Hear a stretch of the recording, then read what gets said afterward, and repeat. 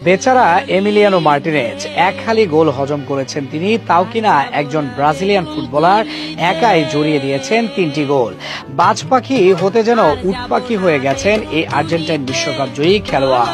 ক্যারিয়ারে এমন লজ্জা খুব কমই পেয়েছেন তিনি। এবারে যা ঘটেছে তার সাথে নিশ্চিতভাবেই সেটা মনে রাখতে হবে তাকে। এক হালি গোল হজম তো এমনি লজ্জার তার মতো খেলোয়াড়ের জন্য, আর সেই লজ্জার মাত্রা কয়েকগুণ বাড়িয়ে দিয়েছেন একজন ব্রাজিলিয়ান হ্যাটট্রিক করে। অথচ গত বছর মার্চে এই ব্রাজিলের সাথেই তো 4 গোল দেওয়ার ইতিহাসের সাক্ষী ছিলেন এমি। বছর ঘুরতে না ঘুরতে যেন প্রতিশোধ নেওয়া হয়ে গেল তার উপরে।